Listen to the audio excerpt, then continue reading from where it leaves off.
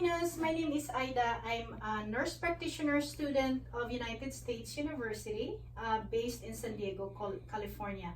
Today, I am assigned to do your abdominal examination. But before we start, I would like to ask your permission if it's okay that we can videotape this and post it in YouTube so my instructor could review the process. Yes, you can. Thank you. And I'm also giving consent for videotaping and posting it in YouTube. I'm the Mother of Venus.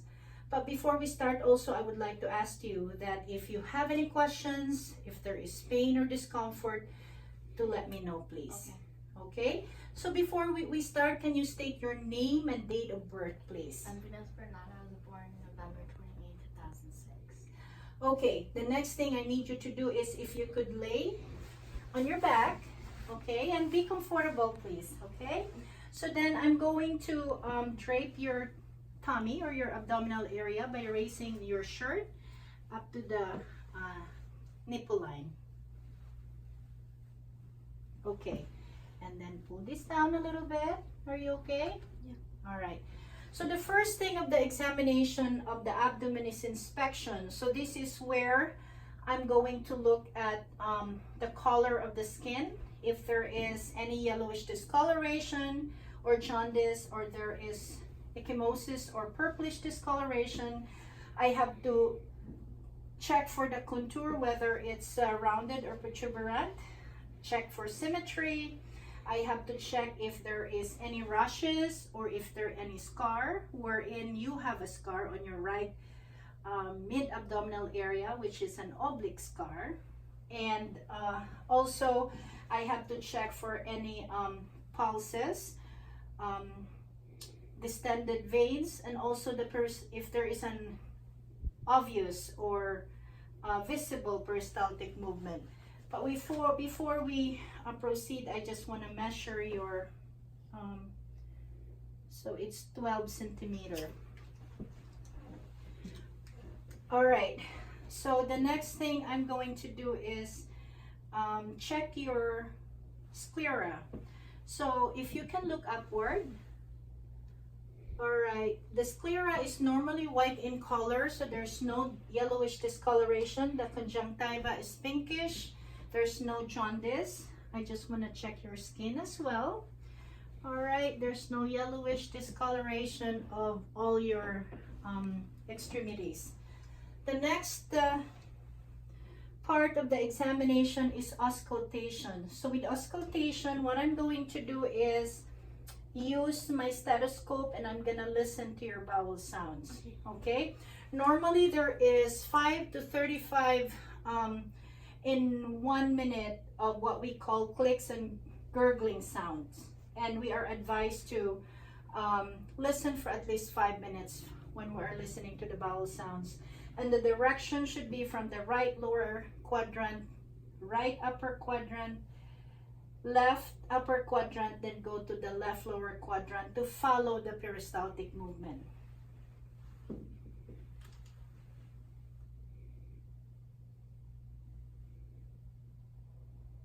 Right upper quadrant, the left upper quadrant,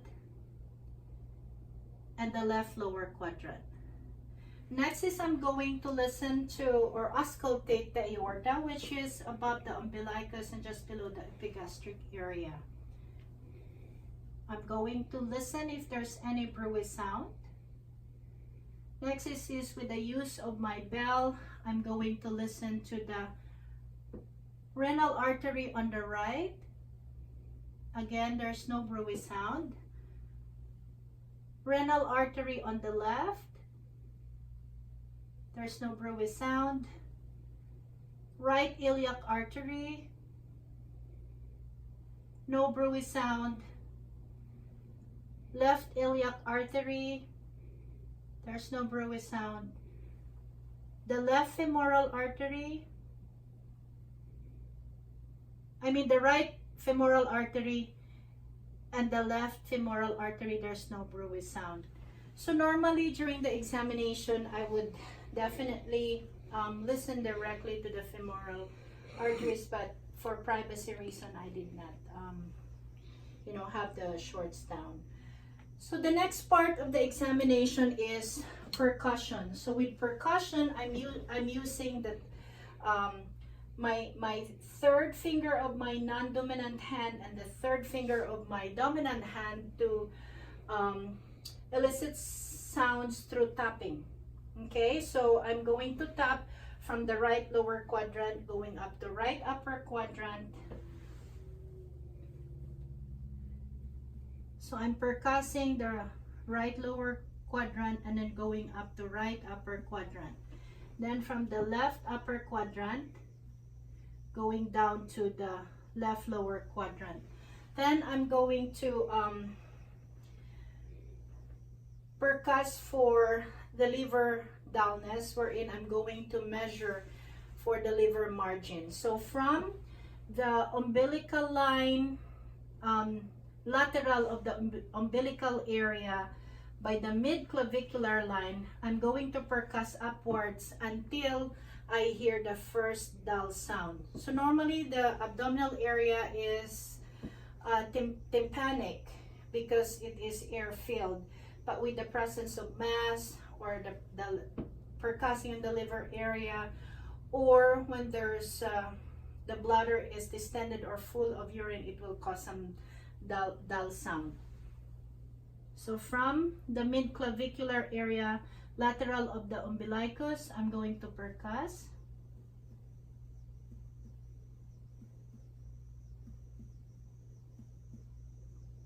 Okay, so the first dullness sound is right here, so I'm going to mark it. That would be the liver border edge. And then from the nipple line, I'm going to percuss downwards. So I could determine which is the anterior border of the upper liver. So I'm going to percuss again, and the first dull sound will be that upper part. So from the mid nipple line,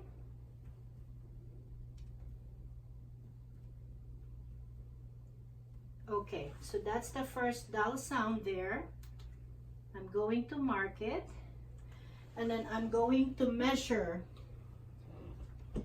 what would be the upper part and the lower part. So I have 6 centimeter, which is a normal liver margin on the mid-clavicular line. Normally it is between 6 to 12 centimeter. So that would be percussing for the liver margin. Next is I'm going to percuss the spleen. So that would be on the 6 intercostal space on the left anterior axillary line.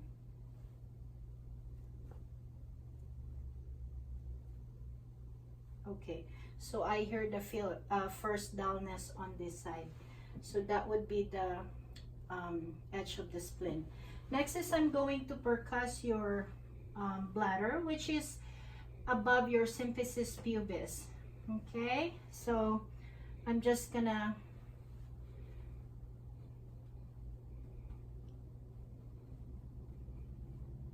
okay, so I heard some tympani there. So that is with percussion. The next examination process will be palpation. So again, I'm going to do the light palpation and then deep palpation with the same process, starting from the right lower quadrant going to right upper quadrant, and then the left upper quadrant going to the left lower quadrant. So just light palpation. I'm trying to feel the abdominal area and at the same time checking if did you feel any pain. Okay, so now I'm going to do the deep palpation. Any pain? No. All right. Normal, in some ways, if I will have an adult or someone who has a protuberant abdomen, I'm gonna use 2 hands to palpate for the palpation, but because I have a 12-year-old here, I could easily use just one of my hand. The next one is I'm going to palpate the liver. So what I need you to do is you exhale first and then inhale. Okay, so I am palpating the edge of the liver here, and I should be feeling smooth. All right, okay. Next one is I'm going to palpate the spleen, which is on the right side by the 6th intercostal space. I need you to exhale again and then do deep breath. Hold on. Okay, exhale and deep breathe. Okay, so that would be palpation for the spleen. So the next 4 items that I'm going to do is we will have what we call the fluid wave test.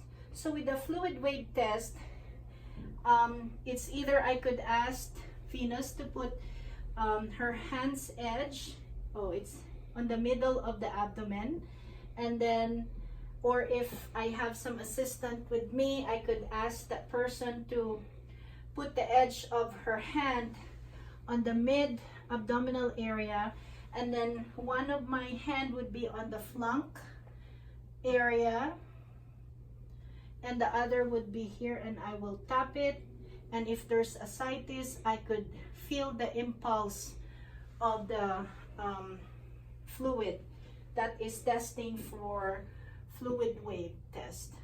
The next testing I'm going to do is what we call Murphy's sign. This is a test that is used to check if there is acute cholecystitis, which is the infection of the gallbladder. So what I need you to do is I'm going to palpate on the right costal margin, and then I need you to take a deep breath while I'm pressing. Take a deep breath. Okay, so if there is a positive Murphy sign, she won't be able to complete her inhalation or inspiration because she will feel pain, which is positive Murphy sign. Okay, the next one is I'm going to test for appendicitis. So there are few testing. The first one is what we call rebound tenderness. So I'm going to palpate or press the right lower quadrant, and I'm going, so when I press this, and I will release it quickly, and if you have pain when I release my fingers while your skin and the tissues go back to their normal position, then it is a positive sign for appendicitis. Another testing is what we call as Robsing sign, wherein I will palpate or put pressure on the left side, and when I released it, the pain will be on the right lower quadrant. So that is another testing for appendicitis. So the last one will be if I could let you sit down and go closer towards the edge. So I'm going to just expose your back, and I'm going to test for CVA, the cortovestibular vestibular assessment. This is where I'm going to check if there is any infection of the kidneys we call pyelonephritis. So I'm going to percuss using my hands, and if it is positive for pain, it could be an indication of kidney infection. Thank you, and that concludes our abdominal examination.